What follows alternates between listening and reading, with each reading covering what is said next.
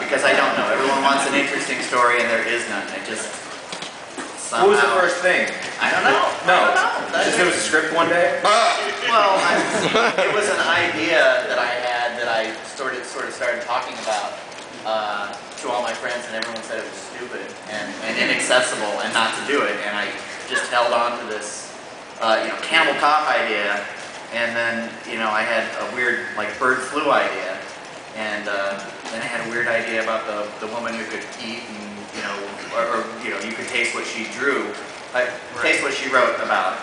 And at some point, I realized all these weird ideas I had were dumb Saturday Night Live sketches that was one joke over and over. But then if you took them all and made it a food comic, suddenly you had this rich tapestry of story ideas. So how long did that all bang around before it was a thing? Years.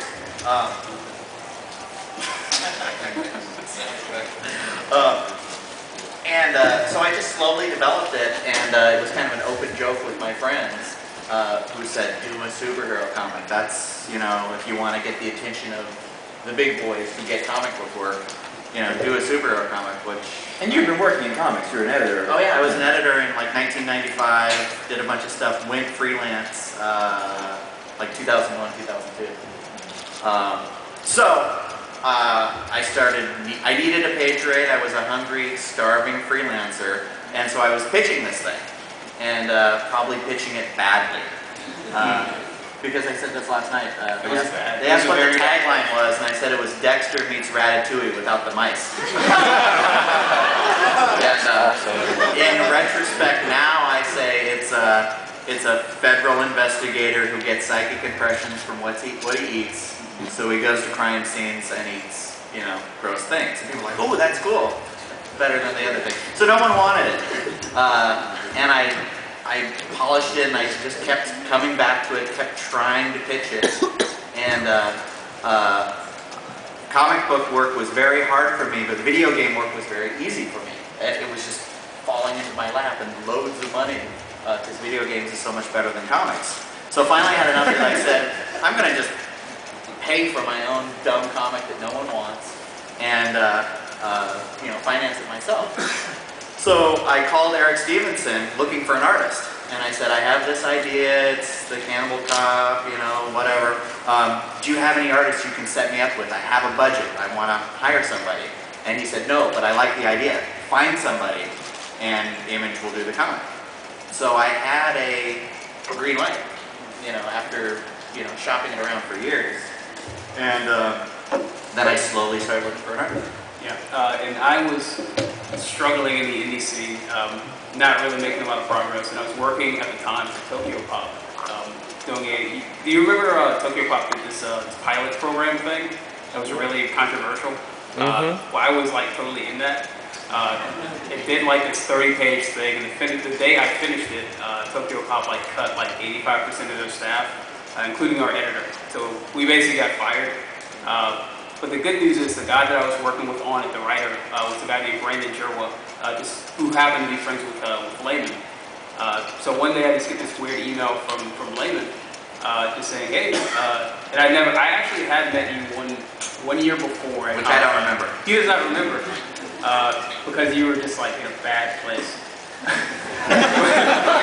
Yeah, but we met, shook hands, that kind of thing. And I was actually a fan of his from a book he did at Image called Puff. That was actually very important for my development. It came out, I guess, 2001. 2002. Right. Well, it was collected in 2002. Right. And that was around the time I actually decided to do comics as a career, to try it. So that book was super important for me. So I knew who he was. But who's heard of Puff? Who's read Puff? Yeah, 3 of you. It's one time. The point was made. One of them's Jason. But I was one of the guys who read it. So whenever he emailed me, I said, holy crap, it's John Layman. And you did Scarface too, which I also like. Yeah, my Scarface is awesome. Yeah, it's a good Scarface. So when he emailed me, I knew exactly who he was and freaked out because I quit my job a week before to decide to do comics full time. What was that job? I was a night dispatcher for a transportation company. Had nothing to do with comics whatsoever. I worked all the time. It was horrible. So I just decided, screw it, I'm going to do comics. And 6 days later, I get the email from him. And he pitched it to me, and it was a horrible pitch. Well, I don't think I was sober either. No. In the email. Oh, okay. In the email, it was basically like a super broad pitch. It was like, well, it's a police procedural with elements of Oh, sci-fi. that wasn't the official pitch, though. That wasn't. No. You didn't want to scare me. Oh, yeah. Okay. So you just said police procedural with elements of sci-fi, horror, and comedy, which I thought was the most general thing ever. It's like everything. Yeah. So I didn't know what that meant. And the next, you sent me the pitch, you sent me the first issue. My wife actually read it before me. I had the first 3 issues written before we met, right? Right. You sent me the first script. I didn't read it first. My wife read it first. Which is why 4 is so weird. Yeah. Because 4 was the first one I actually wrote for him. Right. And it gets crazier. Yeah. So my wife read it first. She hates comics for the most part. And most things, really. She doesn't like most things. But she loved it.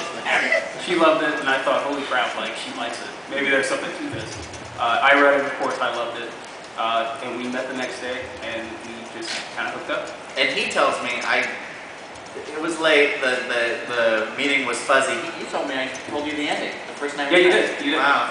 I told like 3 people the ending. Yeah, well, we met at the Hyatt and just kind of bumped into each other, and he told me pretty much everything about it. Like, yeah, it was pretty awesome. John, what did you have in mind for what the book was going to look like before Rob was part of it? Because his style doesn't look like I didn't originally want, gosh, I don't mean this to sound like an insult, Why the Last Man, Pia Guerrera. You know, her art wasn't flashy, and I thought of it more as a straight police thing. And then when I saw his some of the art on his website, I was like, wow, this is really cartoony, you know, I could have more fun. But I'd had some bad experience with artists before. Not too many, but we all have. You learn lessons. And I was approved by Image. So Rob came on saying, you know, you did the right thing, they approve us, we got a book. But if they don't like you, bye. Right. And at that point, I had pretty much decided, like, I needed the right book to, like, break into comics, because I probably wouldn't get a lot of chances. Because at that point, like, I had ins in the comics. Like, I kind of got discovered by C.B. Cebulski, who's the talent scout at Marvel Comics. Yep. And he was trying to get me Marvel work, but he could not give me Marvel work. Like, it just was not happening. So whenever he hit me up, I said, well, this is like my shot. And it's just so weird that it could be something really special. So whenever you came to me, I had been kind of like, I'm pretty diverse. My style is kind of, my background is in painting. So whenever you came to me, you said like, well, I did Vision into Vertigo. Like, yes. So I thought Vertigo. So I thought, oh, you want something like kind of dark and gritty or whatever. So the first page sucked. Yeah, I was ready to fire him. I was ready to be like, I don't think you're the right leader. Right. So at that point, I was like, oh, no. Give me another chance. So the second try I did was page 2 of the first issue, the Meet Tony 2 page.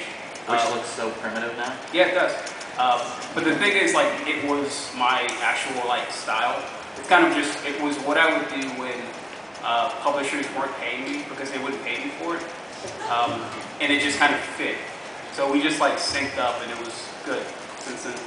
So then it got published and then people liked it and it went into a second printing and then it went into a third printing and then it went to a fourth printing. And all this sounds great, but you're not really seeing money and I'm paying money and getting scared. You know, I'm not realizing that Chew would hit big and Kirkman is like, do a flip book in Walking Dead. It'll only cost a few more hundred in the printing. So, oh, that sounds great. And then when they figured out the bill and it's like, no, this is several thousand. And I'm like, no, Jesus God, no, I need to make money. You know, if we're going broke, this thing will never survive. But we took Kirkman's advice and orders saw a significant jump and they just kept jumping like consistently to like issue, 5, 6, or 7. Yeah. So thank you.